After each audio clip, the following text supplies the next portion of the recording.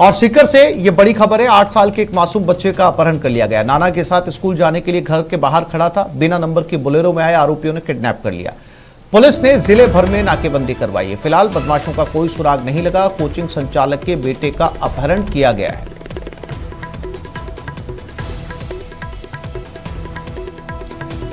तो ये खबर सीकर से है, जहां एक छोटा बच्चा स्कूल के लिए निकला था अपने पेरेंट्स या नाना के साथ, और बताया जा रहा है कि जब उसे स्कूल छोड़ने के लिए वो बाहर निकले तो एक बिना नंबर की जीप आती है और उस बच्चे को उठाकर अपने साथ ले जाती है।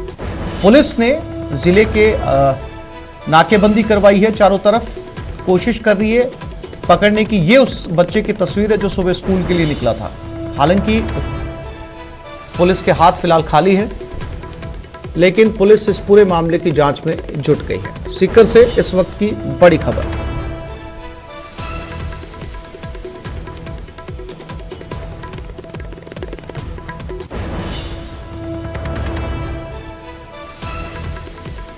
और ये है वो सीसीटीवी की तस्वीरें सीकर की, जहां पर ये गाड़ी आती है और इसी गाड़ी के अंदर उस बच्चे का किडनैप किया गया है। इस गाड़ी पर नंबर नहीं है, नंबर प्लेट हटाई गई है इस गाड़ी की, लेकिन इसी गाड़ी के अंदर इस बच्चे को उठाकर ले जाया गया है। कौन लोग हैं, क्यों उठाया गया है, अभी तक इसकी कोई जानकारी नहीं है। बताया जा रहा है इस बच्चे का पिता एक कोचिंग चलाता है, कोचिंग संचालक है, और ये बच्चा अपने नाना के साथ सुबह स्कूल जा रहा था।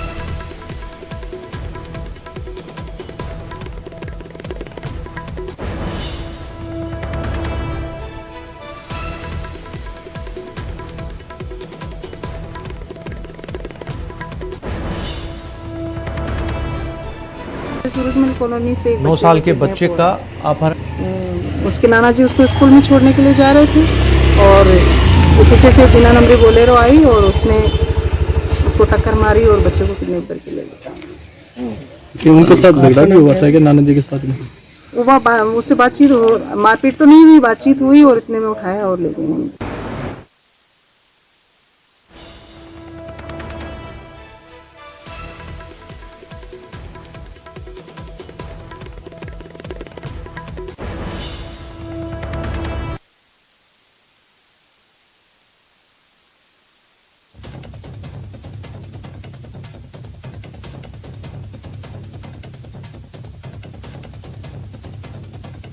बच्चा जिसका अपहरण किया गया, दूसरी तस्वीर में वो गाड़ी जिसमें उस बच्चे को ले जाया गया, और तीसरी तस्वीर में पुलिस की नाकेबंदी। सभी रोड्स को ब्लॉक किया हुआ है ताकि आने जाने वाली गाड़ियों पर नजर रखी जा सके। सुबह स्कूल जाते समय इस बच्चे का अपहरण किया गया है।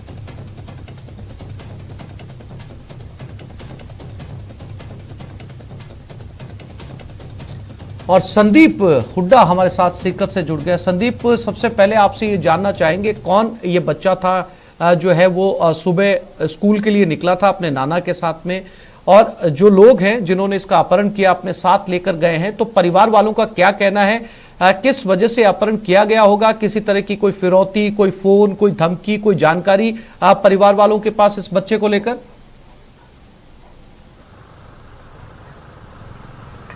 देखिए आसिफ, सबसे पहले तो मैं बताना चाहूँगा कि जो बच्चा है वो जो इम्पल्स कोचिंग संस्थान सीकर में है, उनके जो संचालक हैं, उनके जो डायरेक्टर हैं महावीर हुड्डा, उनका बच्चा धीरेश नाम है। बच्चा घर के बाहर निकला ही था अपने नाना जी के साथ, चूँकि नाना जी उसको स्कूल छोड़ के आते हैं रोज, तो वो नाना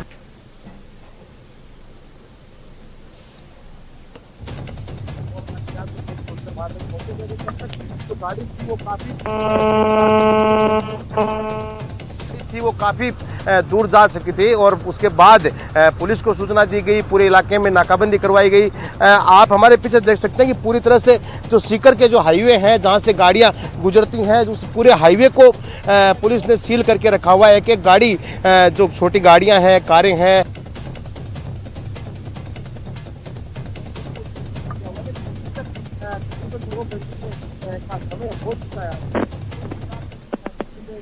का समय हो चुका है आसिफ, लेकिन कोई सुराग बच्चे को लेकर के नहीं लग पाया। और दूसरी सबसे बड़ी बात यह भी आसिफ कि अभी तक किसी भी तरह का फोन परिजनों के पास नहीं आया है, चाहे कोई फिरौती की बात हो या कोई अगर वजह बच्चे के अपहरण के पीछे हो सकती है, तो अभी तक किसी भी तरह का जो फोन है वो भी परिजनों के पास नहीं आया। तो फिलहाल पूरा मामला है वो ब्लाइंड है और पुलिस लगातार, आप हमारे पीछे भी देख सकते हैं कि जो गाड़ियां हैं उनकी जो है जांच कर रही है। जी आसिफ।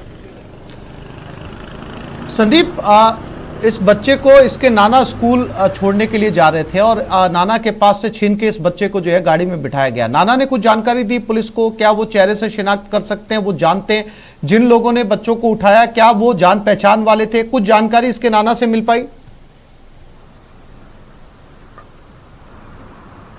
देखिए, जो उनके नाना ने जो बताया है उसके मुताबिक चूंकि दो लोग थे, दो युवक थे जो गाड़ी आकर के रुकी थी, उसमें दो युवक थे, एक उतरा, बच्चे को उठाया, गाड़ी में डाला और फरार हो गए। नाना का कहना है कि वो उनको नहीं जानते हैं किसी भी तरीके से, और दूसरी बात, जो गाड़ी थी उसके भी जो नंबर थे वो हटाए हुए थे, तो गाड़ी के नंबर से भी गाड़ी का नहीं पता लग पाएगा। अब जो सबसे बड़ी जो जांच पुलिस की है या जो लगे हुए हैं उसमें यह है कि किसी भी तरह से जो आसपास के जो रूट है उनके सीसीटीवी में कहीं भी अगर वो बदमाशों का चेहरा या फोटो आती है, उसके आधार पर जो है वो पूरी जांच को आगे बढ़ाया जा रहा है। लेकिन फिलहाल जो ना तो परिजनों को किसी तरह की जानकारी है, ना पुलिस को किसी तरह की जानकारी है। जी संदीप, हमने सीसीटीवी फुटेज देखा, सिर्फ एक सीसीटीवी फुटेज पुलिस के हाथ लगा है जिसमें वो गाड़ी गुजर रही है जिसमें बच्चे को ले जाया गया है। लेकिन बच्चे को जो है वो शहर के अंदर से स्कूल बस के पास से उठाया गया, कई रास्तों से गुजरी होगी जहां पर सीसीटीवी कैमरे लगे हैं। तो इस हिसाब से बहुत सारे फुटेज अभी तक सामने आने चाहिए जिससे अंदाजा लगाया जा सके कि गाड़ी निकली किस तरफ है। देखिए, ये जो फुटेज हमने आपको दिखाया है, ये जो फुटेज हमने भेजा है, ये फुटेज बच्चे से घर से दूर जो बच्चे का स्कूल है उस स्कूल के बाहर ये कैमरे लगे हुए हैं, ये वहाँ का फुटेज है जहाँ से वो गाड़ी निकलते हुए साफ दिखाई दे रही है। इसके अलावा भी जितने भी जो रूट है उनके सबके जो सीसीटीवी फुटेज है, चूँकि ये जो इलाका है ये भी काफ़ी पोश इलाका है और यहाँ लोगों ने घरों में भी सीसीटीवी लगा रखे हैं, तो इस पूरे जो इलाका है इसके जितने भी घर आसपास बाहर जो सीसीटीवी लगे उनको जो पुलिस है वो जुटा रही है और उसी के आधार पर जो जाँच आगे बढ़ेगी कि कहीं किसी की भी फुटेज में एकदम क्लियर कहीं चेहरा आ जाता है तो एक जो जांच है वो आसान हो जाएगी। अन्यथा क्योंकि फोन अभी तक उन्होंने किया नहीं है, गाड़ी के नंबर अभी तक पुलिस के पास है नहीं, तो जो पुलिस की जो जांच है वो इसीलिए थोड़ी धीमी चल रही है कि कोई भी एक क्लू मिले तो उसके बाद जो जांच है वो आगे बढ़ेगी। संदीप, बच्चे के घर वालों ने किसी पर शक जताया?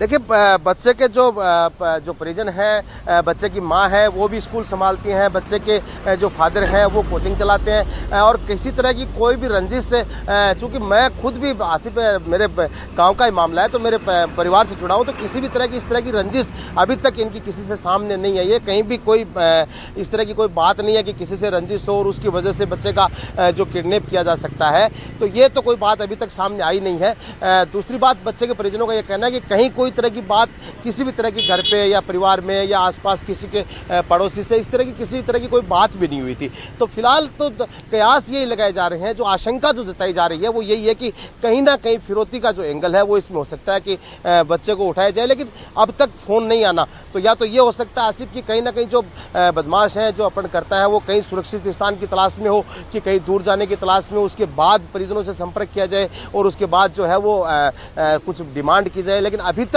जो है किसी भी तरह की डिमांड नहीं की गई है। संदीप, कानून व्यवस्था को लेकर भी सवाल उठते हैं जब ऐसी स्थिति सामने आती है, चाहे फतेहपुर में 2 दिन पहले व्यापारी पर गोली चलने का मामला हो, चाहे सरेआम यूं बच्चे को किडनैप करने का मामला हो, तो कई तरह के सवाल खड़े होते हैं कि किस तरह की कानून व्यवस्था सीकर में है कि अपराधियों के हौसले बुलंद है, कोई सरे बाजार व्यापारी को गोली मारता है, कोई बच्चे को सरे राह उठाकर ले जाता है। ऐसे में सवाल जो है, सवालिया निशान बहुत सारे कानून व्यवस्था को लेकर।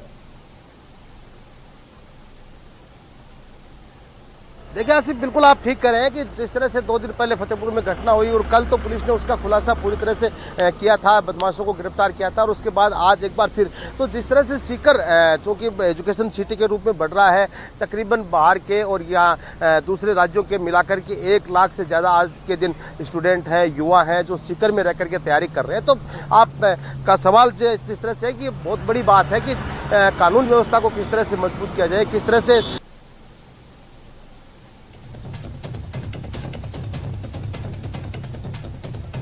संदीप नजर बनाए रखिएगा, अपडेट आपसे लेते रहेंगे। आगे बढ़ते हैं।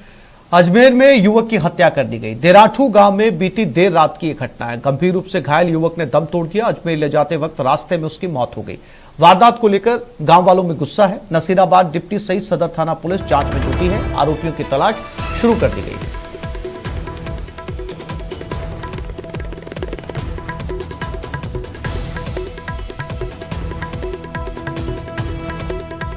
तो अजमेर में एक युवक की हत्या हुई। अस्पताल ले जाते समय उसने रास्ते में दम तोड़ दिया। अजमेर ले जाते वक्त उसकी मौत हो चुकी है।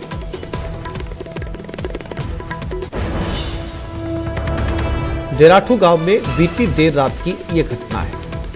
गंभीर रूप से घायल युवक था, इसने दम तोड़ दिया।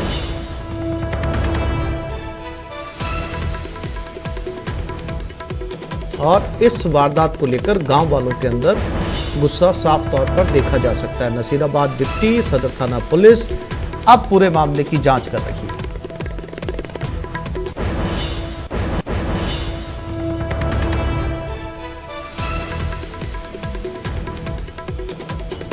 और अजमेर से एक और बड़ी खबर। दुर्गालाल हत्याकांड में फिर से ट्विस्ट आया। परिजनों ने मृतक दुर्गालाल का शव लेने से इनकार कर दिया। मोर्चरी के बाहर ग्रामीणों का जमावड़ा लगाया। हत्यारों की गिरफ्तारी और मुआवजे की मांग पर अड़े हैं। कल शाम को परिजन प्रशासन के आश्वासन पर मान गए थे, लेकिन आज सुबह फिर अड़े हैं अपनी मांग पर। मोर्चरी के बाहर पुलिस मौजूद है। कल सुबह जंगलों में गला रेत कर हत्या कर दी गई थी। तो फिलहाल घर वालों ने मोर्चरी से शव लेने से इनकार कर दिया है।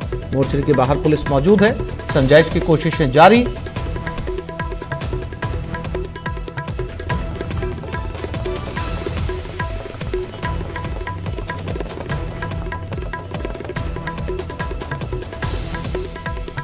और इसी खबर पर ज्यादा जानकारी के लिए बात करते हैं हमारे संवाददाता अभिजीत दवे के साथ। अभिजीत, क्या इस समय अपडेट मोर्चरी के बाहर से, क्या समझाइश की कोशिशें चल रही हैं?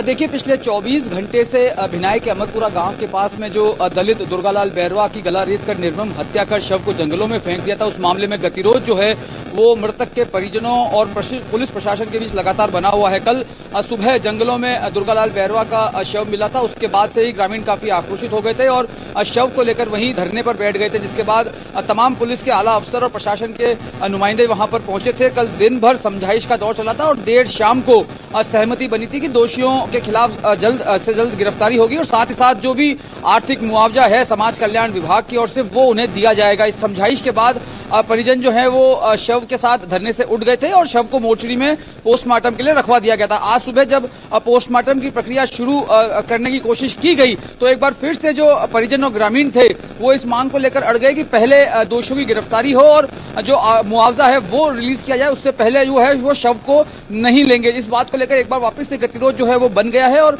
फिलहाल जो भिनाई मोर्चरी में दुर्गालाल बैरवा का शव रखा गया और वहां पर आला अफसर, पुलिस के प्रशासन के साथ, ग्रामीणों के साथ समझाइश वहां पर की जा रही है। फिलहाल गतिरोध बरकरार है। आसिफ। अभिजीत, मांग क्या है घर वालों की?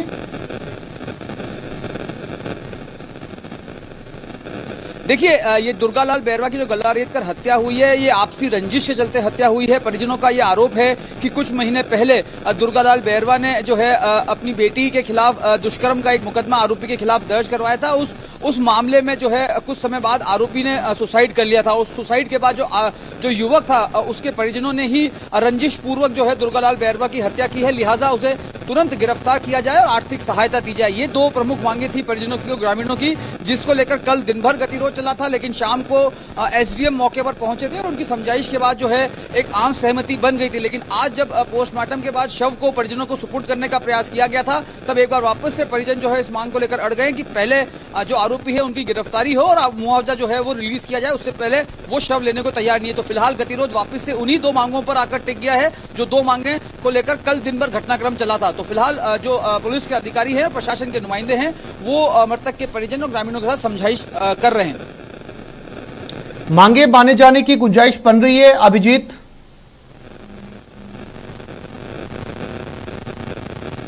देखिए, मांगे मानी जाने की गुंजाइश बहुत हद तक इसलिए भी मानी जा रही है क्योंकि कल देर शाम को ही इन दोनों मांगों को लेकर प्रशासन ने अपनी सहमति दे दी थी। समाज कल्याण विभाग की ओर से जो भी नियमानुसार पैकेज बनता है वो देने पर एसडीएम ने अपनी सहमति जता दी थी और जल्द से जल्द आज ही उन्होंने कल भी ये कहा था, हमने बाइट भी उनकी भेजी थी, उन्होंने कहा था आज शाम तक जो मुआवजा है वो रिलीज कराने का पूरा प्रयास रहेगा। जहां तक आरोपियों की गिरफ्तारी की बात है तो पुलिस ने जो है शिकायत के आधार पर मुकदमा दर्ज कर लिया है और जल्द ही आरोपियों की भी गिरफ्तारी हो जाएगी। तो दोनों ही मांगे जो है वो तत्काल माने जाने की हद में है।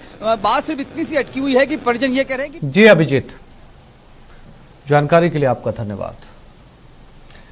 आगे बढ़ते हैं। कोटपुतली में बदमाशों ने फायरिंग की। बदमाशों ने रॉयल्टी नाके और माइंस पर फायरिंग की। बोलेरो पर सवार होकर बदमाश आए थे। नाके पर लगे सीसीटीवी कैमरे तोड़कर डीवीआर भी अपने साथ ले गए। कर्मचारियों ने पुलिस थाने में मामला दर्ज करवा दिया। पनियाला थाना इलाके के देवता गांव का ये मामला है।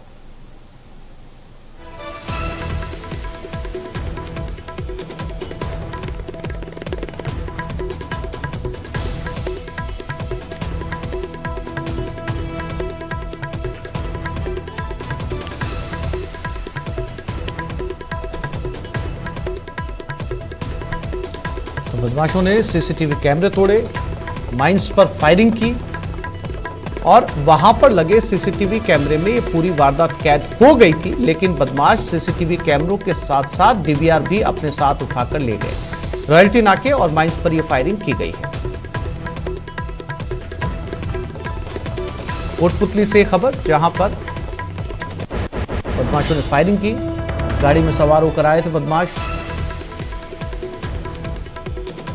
और जाते हुए अपने साथ सीसीटीवी और डीवीआर भी ले गए। ये तस्वीरें तोड़फोड़ की और जहां से उन्होंने डीवीआर उठाया, जहां सारी रिकॉर्डिंग हुई थी।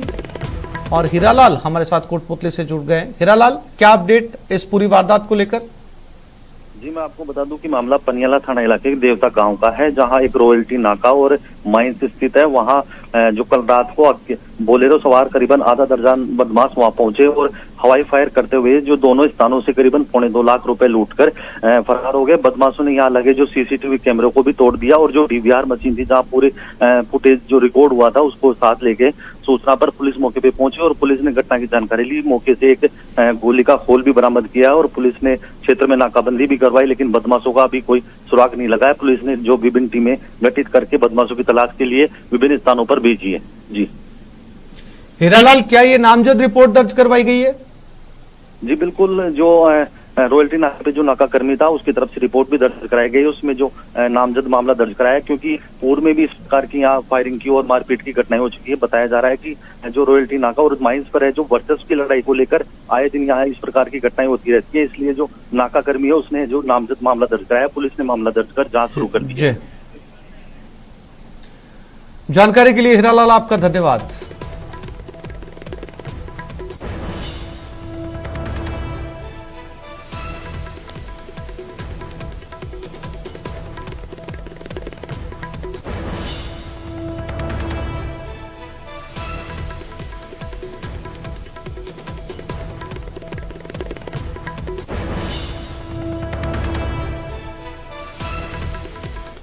और अलवर में होटल कर्मचारियों ने मारपीट की। होटल कर्मचारियों ने लोगों के साथ जमकर मारपीट की। खाने के बिल के पैसे नहीं देने पर यह झगड़ा हुआ। NH 48 के होटल हाईवे किंग का यह मामला है। पिटाई का वीडियो भी वायरल हो रहा है। शराब पीकर दो लोग आए थे, खाना खाकर चुपचाप जाने की कोशिश कर रहे थे और जब कर्मचारियों ने पैसे मांगे तो आपस में यह झगड़ा हुआ और फिर यह वीडियो वायरल हुआ।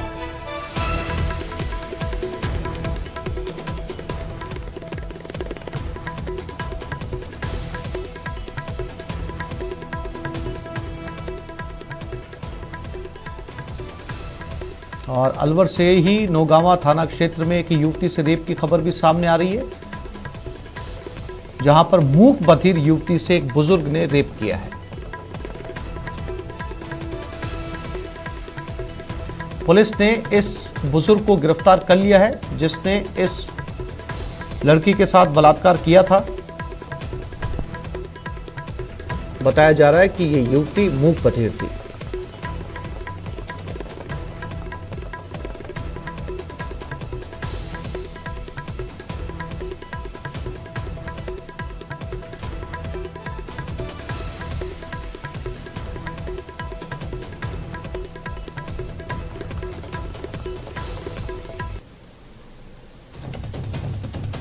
अलवर के नौगावा से ये खबर और अलवर में एक बार फिर से रेप की वारदात, और इस बार बेहद घिनौनी वारदात। एक बुजुर्ग जिसकी उम्र 60 साल बताई जा रही है, उसने एक ऐसी महिला के साथ रेप की घटना को अंजाम दिया जो मूक बधिर थी, ना सुन सकती थी ना बोल सकती थी।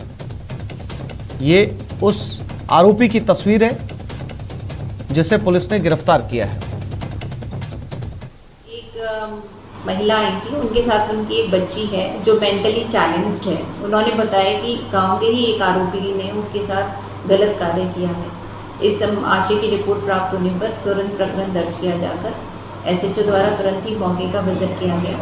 पीड़िता का मेडिकल कराया गया उनके परिजनों की उपस्थिति में।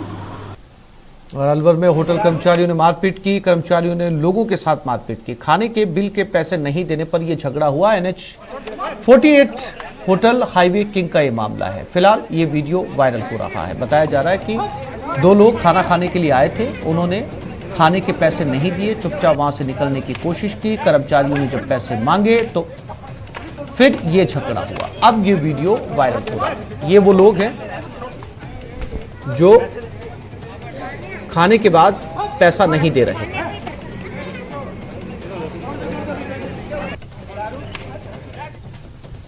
और ये एक्सक्लूसिव तस्वीरें NH48 से न्यूज़ 18 राजस्थान पर। ये वो लोग जो शराब पीकर, ऐसा आरोप है रेस्टोरेंट का कि ये दोनों शराब पीकर यहां पर पहुंचे थे। इन्होंने खाना खाया और खाना खाने के बाद बिल देने से इनकार कर दिया, चुपचाप वहां से जाने की कोशिश की। जब होटल स्टाफ ने पैसा मांगा तो इन्होंने पैसे देने से इनकार कर दिया। और उसके बाद और बेरोजगारों ने गुजरात में हुंकार भरी। बेरोजगारों ने राज्य सरकार के खिलाफ मोर्चा खोल रखा है। दांडी यात्रा का आज तीसरा दिन है। 20 सूत्रीय मांगों को लेकर गुजरात में हुंकार भरी गई है। गुजरात के पालनपुर से अहमदाबाद तक ये दांडी यात्रा निकाली गई। पालनपुर से अहमदाबाद तक निकाली 150 किलोमीटर की यात्रा।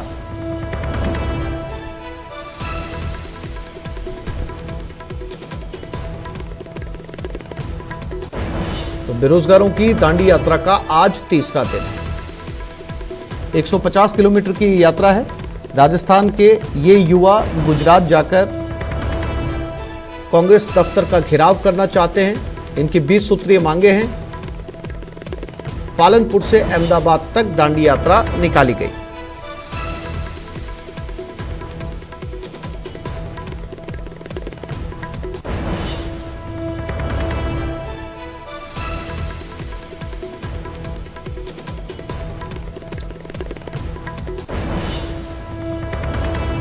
तो ये काफिला पालनपुर पहुंच चुका है।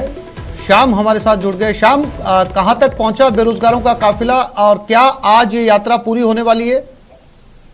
देखिए आसिफ, आज यात्रा पूरी नहीं हो क्योंकि अभी तक जो है सफर है पालनपुर से अहमदाबाद ये 40 से 50 किलोमीटर तय किया रही है। ये पूरी जो यात्रा है 150 किलोमीटर लंबी है जो अहमदाबाद के कांग्रेस कार्यालय जाकर के समाप्त होगी। हालांकि अभी तक ये भी नहीं कहा जा सकता कि समाप्त होगी क्योंकि इनकी महापड़ाव को लेकर अब बड़ी रणनीति बनाई जा रही है। उपेंद्र यादव ने जिस तरीके से अब अल्टीमेटम दिया है कि ये जो बेरोजगारों की दांडी यात्रा ये पालनपुर के से रवाना हुई थी और अहमदाबाद के अंदर कांग्रेस कार्यालय का घेराव करेगी। और उसके अलावा अब दो तरीके से अब जो है रणनीति बना दी गई है क्योंकि उपेंद्र यादव ने आधी टीम को जयपुर वापस भेजा और वहां से बड़ी संख्या में राजस्थान के बेरोजगारों को इकट्ठा किया जा रहा है। वो राहुल गांधी की भारत जोड़ो यात्रा रोकने को लेकर रणनीति बनाई जा रही है क्योंकि जैसे ही ये अहमदाबाद यात्रा पहुंचेगी और उसके बाद में भारत जोड़ो यात्रा रोकने को लेकर पूरी तरीके से प्लानिंग बनाई जा रही। तमाम मांगों को लेकर निरंतर ये यात्रा जारी है। जी शाम, जानकारी के लिए आपका धन्यवाद।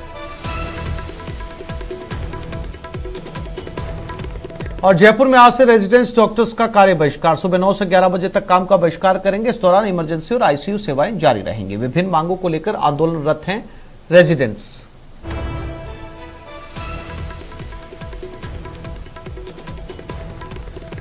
तो आज रेजिडेंट डॉक्टर्स का काम का बहिष्कार। हालांकि इस दौरान आपातकालीन सेवाएं जारी रहेंगी सुबह 9 से 11 तक, यानी कि अब से कुछ देर बाद ये समय पूरा होगा। चूंकि ये काम का बहिष्कार सुबह 9 बजे शुरू हो चुका था और आधे घंटे बाद ये काम का बहिष्कार वापस ले लेंगे सुबह 9 से 11 तक। इस दौरान इमरजेंसी सेवाएं जारी रहेंगी। आईसीयू में जो मरीज आएंगे उन्हें अटेंड किया जाएगा और आईसीयू की सेवाएं भी जारी रहेंगी। विभिन्न मांगों को लेकर रेजिडेंट्स डॉक्टर्स आंदोलन कर रहे हैं और आज से उन्होंने काम का बहिष्कार शुरू किया है।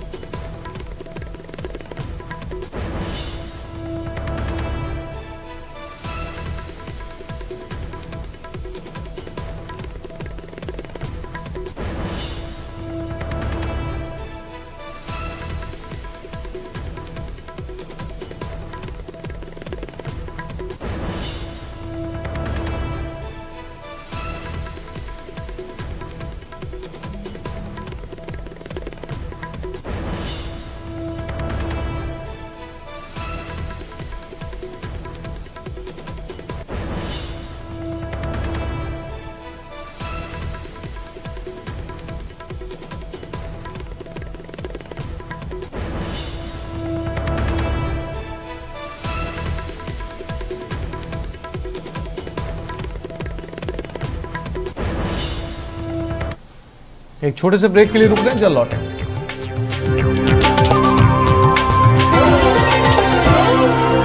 हेडलाइंस